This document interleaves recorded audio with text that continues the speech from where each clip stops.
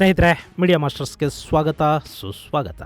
ಗೆಳೆಯರೆ, ಭಾರತದ ರಕ್ಷಣೆಗೆ ಸಂಬಂಧಪಟ್ಟ ಹಾಗೆ ಎರಡು ಮಹತ್ವದ ಸುದ್ದಿಗಳಿವೆ.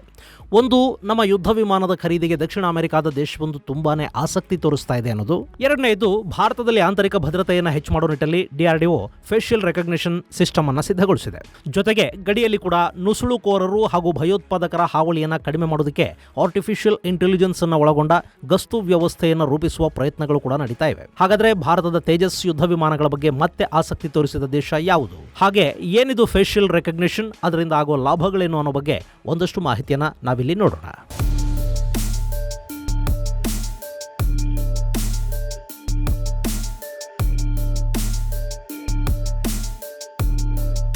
ಗೆಳೆಯರೆ, ಭಾರತದ ವಿದೇಶಾಂಗ ಸಚಿವ ಎಸ್ ಜಯಶಂಕರ್ ದಕ್ಷಿಣ ಅಮೆರಿಕ ದೇಶಗಳ ಪ್ರವಾಸದಲ್ಲಿದ್ದರು. ಅದರಲ್ಲಿ ಅವರು ಮೊದಲು ಭೇಟಿ ಕೊಟ್ಟಿದ್ದು ಬ್ರೆಜಿಲ್ಗೆ. ಅಲ್ಲಿಂದ ಪೆರುಗ್ವೆಗೆ ಬಂದಿಳಿದ ಜಯಶಂಕರ್ ಆನಂತರ ಅರ್ಜೆಂಟೀನಾಗೆ ಬಂದರು. ಅಲ್ಲಿನ ವಿದೇಶಾಂಗ ಸಚಿವ ಸ್ಯಾಂಟಿಯಾಗೋ ಕ್ಯಾಫಿಯರೋ ಜೊತೆ ಸಮಾಲೋಚನೆಯನ್ನು ನಡೆಸಿದ್ರು.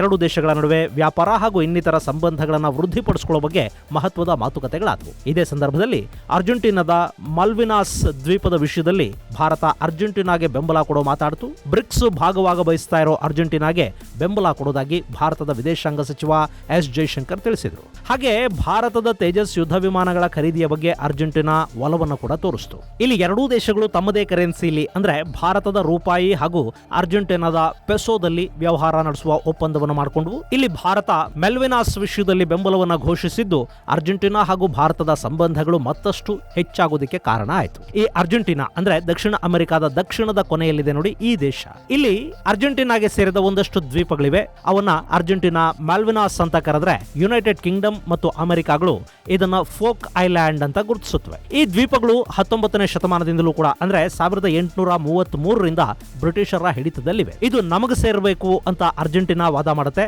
ಈ ದ್ವೀಪಗಳಿಗಾಗಿ ಅರ್ಜೆಂಟೀನಾ ಹಾಗೂ ಬ್ರಿಟನ್ ನಡುವೆ ಯುದ್ಧ ಕೂಡ ಆಗಿದೆ. ಇಷ್ಟಾದ್ರೂ ಈ ದ್ವೀಪಗಳು ಬ್ರಿಟಿಷರ ಹಿಡಿತದಲ್ಲೇ ಉಳ್ಕೊಂಡಿವೆ. ಇದನ್ನ ಮತ್ತೆ ತನ್ನ ವಶಕ್ಕೆ ತಗೋಬೇಕು ಅಂತ ಅರ್ಜೆಂಟೀನಾ ಪ್ರಯತ್ನ ಪಡ್ತಾ ಇದೆ. ಈ ನಿಟ್ಟಲ್ಲಿ ಮೊನ್ನೆ ಅರ್ಜೆಂಟೀನಾಗೆ ಹೋಗಿದ್ದ ಭಾರತದ ವಿದೇಶಾಂಗ ಸಚಿವ ಎಸ್ ಜಯಶಂಕರ್ ಮೆಲ್ವಿನಾಸ್ ದ್ವೀಪಗಳ ವಿಷಯದಲ್ಲಿ ಭಾರತ ಅರ್ಜೆಂಟೀನಾದ ಭಾವನೆಗಳನ್ನ ಗೌರವಿಸುವುದಾಗಿ ಹೇಳಿದ್ದಾರೆ. ಇಲ್ಲಿ ಅವರ ದ್ವೀಪಗಳನ್ನ ಮೆಲ್ವಿನಾಸ್ ಅಂತ ಉಲ್ಲೇಖ ಮಾಡಿರೋದ್ರಿಂದಲೇ ಅರ್ಜೆಂಟೀನಾ ಸಿಕ್ಕಾಪಟ್ಟೆ ಖುಷಿಯಾಗಿ ಹೋಗಿದೆ.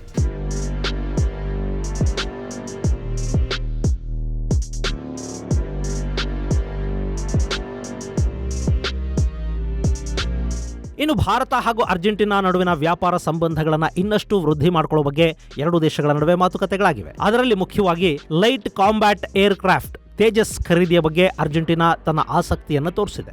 ಅರ್ಜೆಂಟೀನಾ ತನ್ನ ವಾಯುಪಡೆಗೆ 18 ಯುದ್ಧ ವಿಮಾನಗಳನ್ನು ಖರೀದಿ ಮಾಡುವ ಯೋಜನೆಯನ್ನು ಹಮ್ಮಿಕೊಂಡಿತ್ತು. ಅದಕ್ಕಾಗಿ ಅವರು ತಮ್ಮ ಬಜೆಟ್ಗೆ ಹೊಂದಾಣಿಕೆಯಾಗುವ ಯುದ್ಧ ವಿಮಾನಗಳ ಹುಡುಕಾಟದಲ್ಲಿದ್ದರು. ಇಲ್ಲಿ ಅಮೆರಿಕದ F-16 ಯುದ್ಧ ವಿಮಾನಗಳನ್ನು ಖರೀದಿ ಮಾಡೋದಕ್ಕೆ ಅರ್ಜೆಂಟೀನಾಗೆ ಸಾಧ್ಯ ಆಗೋದಿಲ್ಲ. ಯಾಕೆಂದ್ರೆ ಅರ್ಜೆಂಟೀನಾ ಹಾಗೂ ಬ್ರಿಟನ್ ನಡುವೆ ವೈಮನಸ್ಯ ಇರೋದ್ರಿಂದ ಅಮೆರಿಕ ತನ್ನ ಯುದ್ಧ ವಿಮಾನಗಳನ್ನು ಅರ್ಜೆಂಟೀನಾಗೆ ಮಾರಾಟ ಮಾಡೋದಿಲ್ಲ. ಜೊತೆಗೆ ಅಮೆರಿಕ ಅಥವಾ ಐರೋಪ್ಯ ದೇಶಗಳ ಯುದ್ಧ ವಿಮಾನಗಳ ಬೆಲೆ ಕೂಡ ಹೆಚ್ಚಿರೋದ್ರಿಂದ ಅದು ಅರ್ಜೆಂಟೀನಾ ಕೈಗೆ ಎಟುಕೋದೂ ಇಲ್ಲ. ಹೀಗಾಗಿ ಅವರು ಚೈನಾದ JF-17 ಯುದ್ಧ ವಿಮಾನಗಳನ್ನ ನೋಡೋದಕ್ಕೆ ಶುರು ಮಾಡಿದ್ರು. JF-17 ಅನ್ನೋದು single engine multirole combat aircraft. ಸದ್ಯಕ್ಕೆ ಚೈನಾ, ಪಾಕಿಸ್ತಾನ, ಮ್ಯಾನ್ಮಾರ್ ಮತ್ತು ನೈಜೀರಿಯಾ ವಾಯುಪಡೆಗಳಲ್ಲಿ ಈ JF-17 ಯುದ್ಧ ವಿಮಾನಗಳಿವೆ. ಆದರೆ ಇವುಗಳನ್ನು ಯಾವ ದೇಶವೂ ಇದುವರೆಗೆ ಯಾವುದೇ ಕಾರ್ಯಾಚರಣೆಯಲ್ಲಿ ಬಳಕೆ ಮಾಡಿಲ್ಲ. ಇದರ ಕಾರ್ಯಕ್ಷಮತೆಯ ಬಗ್ಗೆ ಖಚಿತ ಮಾಹಿತಿ ಇಲ್ಲ. ಇನ್ನು ಪಾಕಿಸ್ತಾನ ತನ್ನ ವಾಯುಪಡೆಯಲ್ಲಿನ JF-17 ಯುದ್ಧ ವಿಮಾನಗಳನ್ನ ಅನಿವಾರ್ಯ ಪರಿಸ್ಥಿತಿಗಳಲ್ಲಿ ಕೂಡ ಕಾರ್ಯಾಚರಣೆಗೆ ಇಳಿಸಿಲ್ಲ.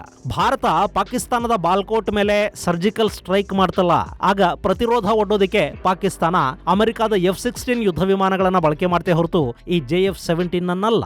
ಇನ್ನು ಪಾಕಿಸ್ತಾನದ ವಾಯುಪಡೆಯಲ್ಲಿನ ಬಹುತೇಕ JF-17 ಯುದ್ಧ ವಿಮಾನಗಳು ಗುಜರಿ ಸೇರ್ತಿರೋ ವರ್ತಮಾನ ಕೂಡ ಇದೆ. ಈ ವಿಮಾನಗಳ ಮೇಂಟೆನೆನ್ಸ್ ಹೆಚ್ಚು, ಅತಿ ಹೆಚ್ಚು ಇಂಧನವನ್ನ ಇವು ಕುಡಿಯುತ್ತವೆ. ಜೊತೆಗೆ ಏರ್ ಟು ಏರ್ ರಿಫ್ಯೂಯಲಿಂಗ್ ಕೂಡ ಸಾಧ್ಯ ಆಗ್ತಾ ಇಲ್ಲ ಅನ್ನೋ ದೂರುಗಳಿವೆ. ಇದೆಲ್ಲದಕ್ಕಿಂತ ಹೆಚ್ಚಾಗಿ ಇಂಜಿನ್ ನಲ್ಲಿ ತಾಂತ್ರಿಕ ತೊಂದರೆಗಳು ಕಾಣಿಸಿಕೊಂಡಿವೆ. ಈ ಯುದ್ಧ ವಿಮಾನ ಅತಿ ಹೆಚ್ಚು ಹೊಗೆಯನ್ನ ಉಗುಳೋದ್ರಿಂದ ಶತ್ರು ವಿಮಾನಗಳಿಗೆ ಇದನ್ನ ಟ್ರೇಸ್ ಮಾಡೋದು ಸುಲಭ ಆಗುತ್ತೆ. ಹಾಗೆ ಚೈನಾ ನಿರ್ಮಿತ JF-17 ನಲ್ಲಿ ರಷ್ಯಾದ MiG-29ಗೆ ಬಳಕೆ ಮಾಡ್ತಾ ಇರುವ RD-93 ಇಂಜಿನ್ ಅನ್ನ ಬಳಸಲಾಗ್ತಾ ಇದೆ. ಈ RD-93 ಅನ್ನೋದು ತುಂಬಾನೇ ಹಳೆಯ ಇಂಜಿನ್ ಹಾಗೂ ಸಾಕಷ್ಟು ಸಮಸ್ಯೆಗಳನ್ನ ಕೂಡ ಇದು ಎದುರಿಸ್ತಾ ಇದೆ. ಸದ್ಯಕ್ಕೆ ರಷ್ಯಾದ ಮೇಲೆ ನಿರ್ಬಂಧಗಳಿರೋ ಕಾರಣದಿಂದ JF-17 ಯುದ್ಧ ವಿಮಾನಗಳನ್ನ ತಗೊಂಡ್ರೆ ಸಮಸ್ಯೆ ಕೂಡ ಆಗಬಹುದು ಅಂತ ಅರ್ಜೆಂಟೀನಾ ಯೋಚನೆ ಮಾಡಿತು. ಇದೆಲ್ಲವನ್ನ ದೃಷ್ಟಿಯಲ್ಲಿಟ್ಟುಕೊಂಡು ಅರ್ಜೆಂಟೀನಾ JF-17 ಗಿಂತಲೂ ಶಕ್ತಿಯುತವಾದ ಮತ್ತು ಕಾರ್ಯಕ್ಷಮತೆಯ ವಿಷಯದಲ್ಲಿ ಸಾಕಷ್ಟು ಪರೀಕ್ಷೆಗೆ ಒಳಗಾಗಿರುವ ಭಾರತದ ತೇಜಸ್ ಯುದ್ಧ ವಿಮಾನ ಖರೀದಿ ಬಗ್ಗೆ ಆಸಕ್ತಿಯನ್ನು ತೋರಿಸಿದೆ ಮತ್ತು 12 ಯುದ್ಧ ವಿಮಾನಗಳಿಗೆ ಬೇಡಿಕೆಯನ್ನಿಟ್ಟಿದೆ. ತೇಜಸ್ ಕೂಡ ಸಿಂಗಲ್ ಇಂಜಿನ್ ಮಲ್ಟಿರೋಲ್ ಸೂಪರ್ಸಾನಿಕ್ ಯುದ್ಧ ವಿಮಾನ.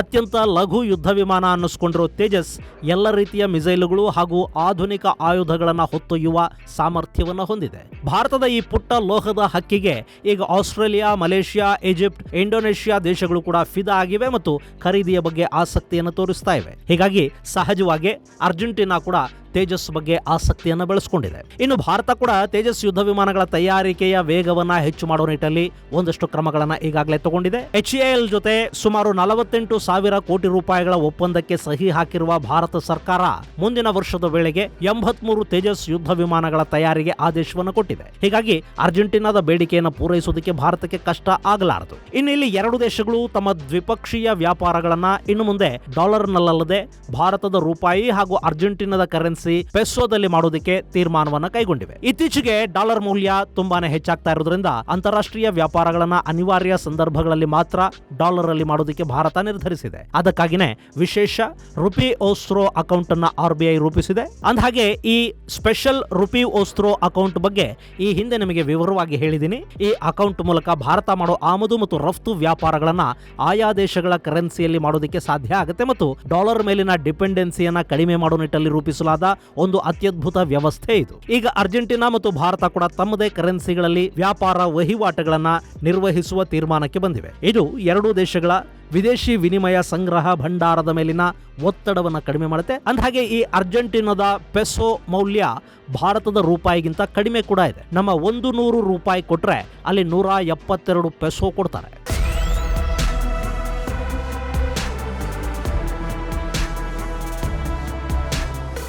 ಇನ್ನು 2021ರ ಲೆಕ್ಕಾಚಾರಗಳ ಪ್ರಕಾರ ಭಾರತ ಅರ್ಜೆಂಟೀನಾದಿಂದ ಸುಮಾರು $3.5 ಬಿಲಿಯನ್ ಮೌಲ್ಯದ ವಸ್ತುಗಳನ್ನು ಆಮದು ಮಾಡಿಕೊಳ್ಳುತ್ತೆ. ಹಾಗೆ ನಾವು ಅಲ್ಲಿಗೆ ಸುಮಾರು $1.4 ಬಿಲಿಯನ್ ಮೌಲ್ಯದ ವಸ್ತುಗಳನ್ನು ರಫ್ತು ಮಾಡ್ತಾ ಇದ್ದೀವಿ.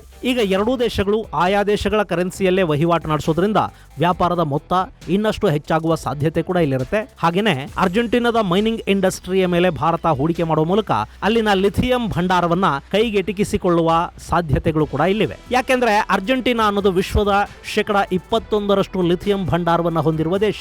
ಆದ್ರೆ ಅಲ್ಲಿ ಸದ್ಯಕ್ಕೆ ಕೇವಲ 2 ಲಿಥಿಯಂ ಗಣಿಗಳು ಮಾತ್ರ ಕಾರ್ಯನಿರ್ವಹಿಸ್ತಾ ಇವೆ. ಪರ್ಯಾಯ ಇಂಧನದ ಕಡೆಗೆ ಜಗತ್ತು ವಾಲ್ತಾ ಇರೋ ಹೊತ್ತಲ್ಲಿ ಬ್ಯಾಟರಿಗಳ ತಯಾರಿಕೆಗೆ ಬೇಕಾಗುವ ಲಿಥಿಯಂ ಯಥೇಚ್ಛವಾಗಿ ಸಿಗ್ತಾ ಇರೋ ಅರ್ಜೆಂಟೀನಾನ ಭಾರತ ಬಳಸ್ಕೊಳ್ಳೋದಕ್ಕೆ ಸಾಧ್ಯ ಆದ್ರೆ ಭಾರತದ ಲಿಥಿಯಂ ಅಗತ್ಯವನ್ನ ಪೂರೈಸಿಕೊಳ್ಳೋದ್ರಲ್ಲಿ ಯಶಸ್ಸನ್ನ ಪಡೆದ ಹಾಗಾಗುತ್ತೆ. ಹೀಗಾಗಿ ಭಾರತ ಹಾಗೂ ಅರ್ಜೆಂಟೀನಾದ ಸ್ನೇಹ ಮತ್ತು ಸಹಭಾಗಿತ್ವಗಳು ಹೊಸ ಅವಕಾಶಗಳಿಗೆ ಬಾಗಿಲನ್ನ ತೆರೀತಾ ಇವೆ ಅಂತ ಇಲ್ಲಿ ವಿಶ್ಲೇಷಣೆ ಮಾಡಲಾಗ್ತಾ ಇದೆ. ಇದು ಒಂದು ಕಡೆ ಆದರೆ ಭಾರತದ DRDO ಆಂತರಿಕ ಭದ್ರತೆಯನ್ನು ಹೆಚ್ಚು ಮಾಡೋ ದೃಷ್ಟಿಯಿಂದ ಆಧುನಿಕ ಫೇಶಿಯಲ್ ರೆಕಗ್ನಿಷನ್ ಸಿಸ್ಟಮ್ ಅನ್ವೇಷಣೆಯನ್ನು ಪೂರ್ಣಗೊಳಿಸಿದೆ. ಇದು ಮಾಸ್ಕ್ ಧರಿಸಿದ ಅಥವಾ ಬೇರೆ ಯಾವುದೇ ರೀತಿ ವೇಷ ಮರೆಸಿಕೊಂಡವರನ್ನು ಕೂಡ ಸುಲಭವಾಗಿ ಪತ್ತೆ ಹಚ್ಚುವ ತಂತ್ರಜ್ಞಾನ ಆಗಿದ್ದು ಭಾರತದ ಬಹುತೇಕ ನಗರಗಳು ಹಾಗೂ ಸೂಕ್ಷ್ಮ ಪ್ರದೇಶಗಳಲ್ಲಿ ಈ ತಂತ್ರಜ್ಞಾನವನ್ನು ಅಳವಡಿಸಿಕೊಳ್ಳುವ ಸಾಧ್ಯತೆ ಇರುತ್ತೆ. ಸದ್ಯಕ್ಕೆ ಚೈನಾ, ಇಸ್ರೇಲ್ನಂಥ ದೇಶಗಳಲ್ಲಿ ಮಾತ್ರ ಇಂಥ ತಂತ್ರಜ್ಞಾನ ಇದ್ದು ಅಪರಾಧಿಗಳು ಯಾವುದೇ ದೇಶದಲ್ಲಿ ಮುಖ ಮುಚ್ಚಿಕೊಂಡ್ರು ಅಥವಾ ಮುಖದ ಚಹರೆಯನ್ನ ಬದಲಿಸಿಕೊಂಡ್ರು ಕೂಡ ಈ ಸೂಕ್ಷ್ಮ ಕ್ಯಾಮೆರಾಗಳು ಹಾಗೂ ಇದರಲ್ಲಿನ ಆರ್ಟಿಫಿಷಿಯಲ್ ಇಂಟೆಲಿಜೆನ್ಸ್ ಮುಖದ ಚಹರೆಯನ್ನ ಸುಲಭವಾಗಿ ಸ್ಕ್ಯಾನ್ ಮಾಡುತ್ತೆ ಮತ್ತು ಇದರಿಂದ ತಪ್ಪಿಸಿಕೊಳ್ಳೋದಕ್ಕೆ ಸಾಧ್ಯ ಆಗೋದಿಲ್ಲ ಅಂತ ಹೇಳಲಾಗ್ತಾ ಇದೆ. ಇದು ಭಾರತದ ಆಂತರಿಕ ಭದ್ರತೆಯನ್ನ ಹೆಚ್ಚು ಮಾಡೋ ನಿಟ್ಟಲ್ಲಿ ಮಹತ್ವದ ಪಾತ್ರವನ್ನು ವಹಿಸುತ್ತೆ. ಹಾಗೆಯೇ ಪ್ರಾಜೆಕ್ಟ್ ಸೀಕರ್ ಮತ್ತು ಸೈಲೆಂಟ್ ಸೆಂಟ್ರಿ ಅನ್ನೋ 2 ಯೋಜನೆಗಳು ಕೂಡ ಪೂರ್ಣಗೊಂಡಿವೆ. ಪ್ರಾಜೆಕ್ಟ್ ಸೀಕರ್ ಜಮ್ಮು ಕಾಶ್ಮೀರ ಸೇರಿದ ಹಾಗೆ ಸಾಕಷ್ಟು ಗಲಭೆ ಪೀಡಿತ ಪ್ರದೇಶಗಳಲ್ಲಿ ದುಷ್ಕರ್ಮಿಗಳನ್ನ ಗುರುತಿಸೋದಕ್ಕೆ ಮತ್ತು ಸರ್ವೆಲೆನ್ಸ್ ಚಟುವಟಿಕೆಗಳಿಗೆ ಬಳಕೆ ಆಗಲಿದೆ. ಇದು ಭಾರತೀಯ ಸೇನೆಯ ಅನ್ವೇಷಣೆ. ಇನ್ನು ಸೈಲೆಂಟ್ ಸೆಂಟ್ರಿ ಅನ್ನೋದು ಕೂಡ ಒಂದು ಅತ್ಯದ್ಭುತ ಯೋಜನೆಯಾಗಿದ್ದು ಭಾರತದ ಗಡಿಗಳಲ್ಲಿ ರೈಲ್ವೆ ಹಳಿಗಳ ಥರದ ವ್ಯವಸ್ಥೆಯನ್ನು ಮಾಡಿ ಅಲ್ಲಿ ಕ್ಯಾಮೆರಾಗಳನ್ನು ಅಳವಡಿಸಲಾಗುತ್ತೆ. ಅವು ಒಂದು ಕಡೆಯಿಂದ ಇನ್ನೊಂದು ಕಡೆಗೆ ಮೂವ್ ಆಗ್ತಾ ಅಲ್ಲಿನ ದೃಶ್ಯಾವಳಿಗಳನ್ನು ಕ್ಯಾಪ್ಚರ್ ಮಾಡಿ ಕಂಟ್ರೋಲ್ ರೂಮ್ಗೆ ಕಳುಹಿಸಿಕೊಡುತ್ತವೆ. ಈ ಸೈಲೆಂಟ್ ಸೆಂಟ್ರಿಗಳನ್ನ ಗಡಿಗಳ ಕಾವಲಿಗೆ ಬಳಕೆ ಮಾಡಿಕೊಳ್ಳಲಾಗುತ್ತೆ. ತೀರಾ ಆಯಕಟ್ಟಿನ ಮತ್ತು ಯೋಧರನ್ನ ಯಾವಾಗಲೂ ಕಳುಹಿಸೋದಕ್ಕೆ ಸಾಧ್ಯವಾಗದ ಪ್ರದೇಶಗಳ ಮೇಲೆ ಸದಾಕಾಲ ಕಣ್ಗಾವಲಿಡೋದಕ್ಕೆ ಸೈಲೆಂಟ್ ಸೆಂಟ್ರಿ ತುಂಬಾನೇ ಉಪಯುಕ್ತ ಅಂತ ಹೇಳಲಾಗ್ತಾ ಇದೆ. ಇವೆರಡೂ ಕೂಡ ಸ್ವದೇಶಿ ಅನ್ವೇಷಣೆಗಳು.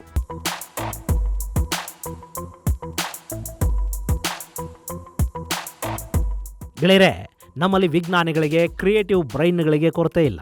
ಆದರೆ ಅನ್ವೇಷಣೆಗಳನ್ನು ಪ್ರೋತ್ಸಾಹಿಸೋದಕ್ಕೆ ಬೇಕಾದ ಹಣಕಾಸಿನ ನೆರವು ನಮ್ಮಲ್ಲಿ ತುಂಬಾನೇ ಕಡಿಮೆ. ಚೈನಾ, ಜಪಾನ್, ಅಮೆರಿಕ ಹಾಗೂ ಪಶ್ಚಿಮದ ಸಾಕಷ್ಟು ದೇಶಗಳು ಅನ್ವೇಷಣೆ ಮತ್ತು ಅಭಿವೃದ್ಧಿಯ ಮೇಲೆ ಸಾಕಷ್ಟು ಹಣವನ್ನು ಖರ್ಚು ಮಾಡುತ್ತವೆ. ಹೀಗಾಗಿ ಆಂತರಿಕ ಭದ್ರತೆ ಹಾಗೂ ಸೇನಾ ಆಯುಧಗಳಿಗೆ ಸಂಬಂಧಪಟ್ಟ ಹಾಗೆ ಆ ದೇಶಗಳು ಸಾಕಷ್ಟು ಸಾಧನೆಯನ್ನು ಕೂಡ ಮಾಡಿವೆ. ತಾಂತ್ರಿಕವಾಗಿ ಕೂಡ ಸಾಕಷ್ಟು ಅಭಿವೃದ್ಧಿಯನ್ನು ಹೊಂದಿವೆ. ಆರ್ಟಿಫಿಷಿಯಲ್ ಇಂಟೆಲಿಜೆನ್ಸ್ ಅನ್ನ ಎಲ್ಲ ರೀತಿಯಲ್ಲಿ ಬಳಸಿಕೊಳ್ಳೋದ್ರಲ್ಲಿ ಯಶಸ್ವಿ ಕೂಡ ಆಗ್ತಾ ಇವೆ. ಆದ್ರೆ ನಾವು ಇವತ್ತಿಗೂ ಕೂಡ ತಂತ್ರಜ್ಞಾನ ಅಂತ ಬಂದ್ರೆ ಬೇರೆ ದೇಶಗಳ ಮೇಲೆ ಡಿಪೆಂಡ್ ಆಗ್ತಾ ಇದೀವಿ. ಅದಕ್ಕೆ ಕಾರಣ ನಮ್ಮಲ್ಲಿ ಅನ್ವೇಷಕ ಮನಸ್ಸುಗಳಿಲ್ಲ, ನಮಗೆ ತಯಾರು ಮಾಡ್ಕೊಳ್ಳೋದಕ್ಕೆ ಸಾಧ್ಯ ಆಗೋದಿಲ್ಲ ಅಂತಲ್ಲ, ಆದರೆ ನಮ್ಮಲ್ಲಿ ಪ್ರೋತ್ಸಾಹ ಕೊಡುವ ವ್ಯವಸ್ಥೆ ಇಲ್ಲ. ಅದಕ್ಕಾಗಿ ಸರ್ಕಾರಗಳು ಅಗತ್ಯ ಹಣವನ್ನು ಖರ್ಚು ಕೂಡ ಮಾಡೋದಿಲ್ಲ. ಹೀಗಾಗಿ ನಾವು ಸಾಕಷ್ಟು ವಿಷಯಗಳಲ್ಲಿ ಚೈನಾಗೆ ಸರಿಸಾಟಿ ಆಗೋದಕ್ಕೆ ಸಾಧ್ಯ ಆಗ್ತಾ ಇಲ್ಲ. ಈಗ ಡಿಪೆಂಡೆನ್ಸಿಯಿಂದ ಹೊರಬರೋ ನಿಟ್ಟಲ್ಲಿ ಭಾರತವು ಕೂಡ ಕಾರ್ಯಪ್ರವೃತ್ತ ಆಗ್ತಾ ಇದೆ. ನಮ್ಮ ಅನ್ವೇಷಣೆಗಳಿಗೆ ಕೂಡ ಅಂತಾರಾಷ್ಟ್ರೀಯ ಮಾರುಕಟ್ಟೆ ಸಿಗುವ ದಿನಗಳು ಬೇಗ ಬರಲಿ. ಹಾಗೆ ಅನ್ವೇಷಣೆಗಳನ್ನು ಪ್ರೋತ್ಸಾಹಿಸುವ ಮನಸ್ಸು ಕೂಡ ಸರ್ಕಾರಕ್ಕೆ ಬರಲಿ ಅಂತ ಆಶಿಸೋಣ. ಇದು ಗೆಳೆಯರೆ ಭಾರತದ ಯುದ್ಧ ವಿಮಾನ ಮತ್ತು ಇಲ್ಲಿನ ಅನ್ವೇಷಣೆಗಳಿಗೆ ಸಂಬಂಧಪಟ್ಟ ಒಂದಷ್ಟು ಮಾಹಿತಿ. ಮುಂದಿನ ಸಂಚಿಕೆಯಲ್ಲಿ ಮತ್ತಷ್ಟು ವಿಶೇಷಗಳ ಜೊತೆ ಮತ್ತೆ ಭೇಟಿಯಾಗೋಣ. ಅಲ್ಲಿವರೆಗೆ ಜೈ ಹಿಂದ್, ಜೈ ಕರ್ನಾಟಕ.